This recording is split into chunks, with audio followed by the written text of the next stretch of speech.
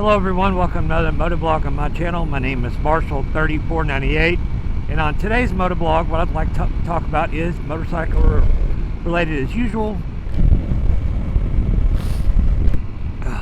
Sorry, nose is itching. And that topic is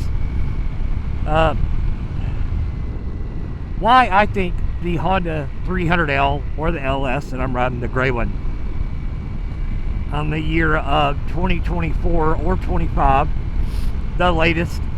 I think they're some of the most popular bikes out there, and I think I figured out why. You know, I put right at 700 miles on this bike, sadly, even though I've already had it a full year as of like maybe a week or two ago. But I have another motorcycle as well. I have a 2016 Yamaha FJR 1300, and that's my primary bike that I ride more than this.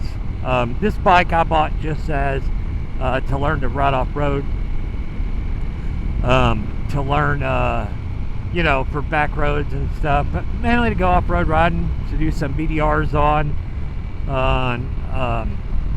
You know, it makes a pretty good commuter too if you live pretty close to work, within 10 or 15 miles, because you can take back roads and stay off the interstate. And it gets very good fuel mileage, even with me, and I'm 5'10", pushing 200 pounds, we'll say that. And it still gets high 60s, low 70s with me on it, and it doesn't get, I don't baby it very much. You know, it's already had its first break-in oil change. I've already got used to it.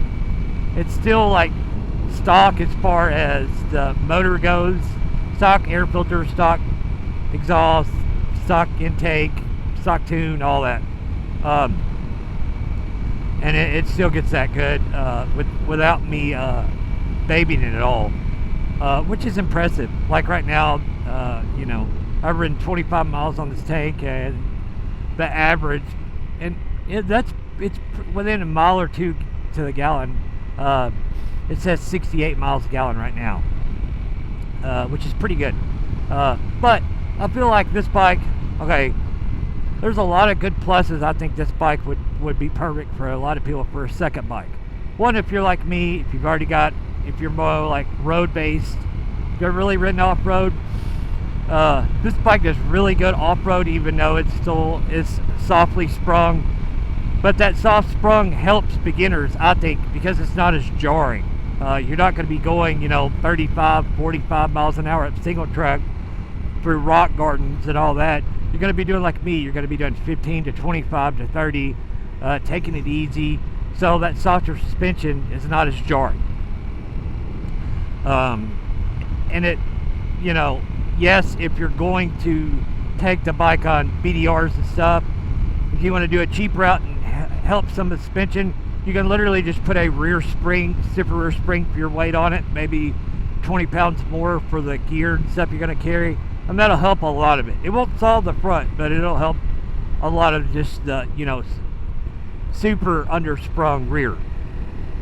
And that's, you know, maybe $100 if you took it to a shop to do it. Of course, that's going to be a little more because of labor, them getting the old spring off, you know, because I got to take the shock off, get spring off, change spring back, put shock back on. But you could probably, if you're mechanically inclined, take that, change that spring yourself. But sorry, don't mean to get off topic here, but yeah, you could do another reason this bike is so popular is, you know, like I said, the aftermarket for this bike is incredible. If there's anything you can think of out there, this bike, it's out there. And not only that, a lot of the stuff is fairly reasonable, because, you know, it's like Amazon special stuff, you know, where you can do like a skid plate, because this bike doesn't come with a skid plate or any protection from the factory. If you're on a budget, you can do a lot of Amazon stuff and just rock that, because something's better than nothing. And there's just a lot of stuff you can do out there that will really help it. You know, it's easy to work on. It's lightweight. It's not the best on the road, but if you know, you wouldn't want to take it down the interstate for 3 hours to go to your BDR. But like for stuff that I use it for more than anything, like this right here, 4-lane, you know, a little bit of traffic but not a lot, doing 50 to 65, the bike's great for that. It'll do 60 to 65 without even pushing it pretty hard. 70, it starts to kind of struggle, but I do live in an area that is about 2,000 feet of elevation, and it's not flat here. We've got a lot of hills. So, you know, up a big hill, it's gonna suffer. Hi cops, I see you. Anyways, but like uphill, it's gonna suffer a little bit if you're a medium-sized person like me, but it will do it. You might have to drop from 6th to 5th, but like right now, I'm in 6th gear, tacking 5,000 RPM, doing 52 miles an hour.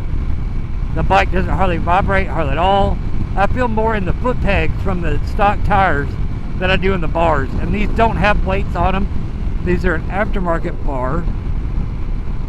I do have different grips. These are pillow top grips. So they're tacky, like they say, but they're pillowy soft. Super great, you know, dual sport grip that really help that vibration. And they're kind of like tacky, even with gloves on. Excellent. But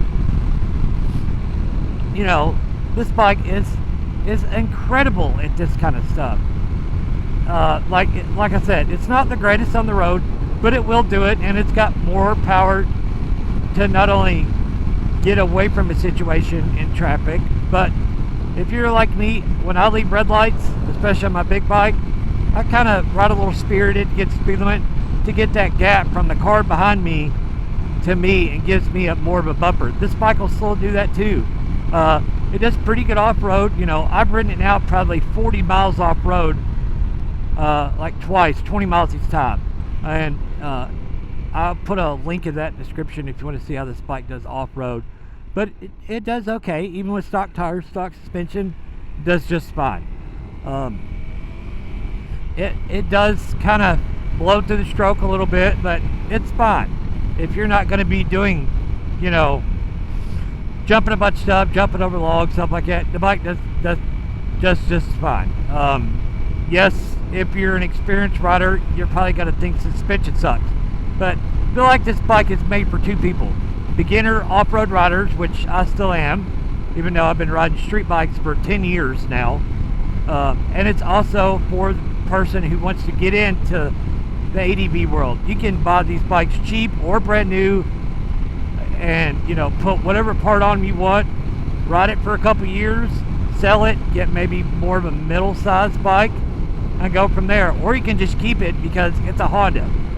So, but that's all I got for today's motovlog. If you've not already done so, please like, share, subscribe, ride safe, and leave a comment down below. Tell me what you think, or if you have a question about the little Honda. But on that, guys, ride safe and have fun. We'll see you.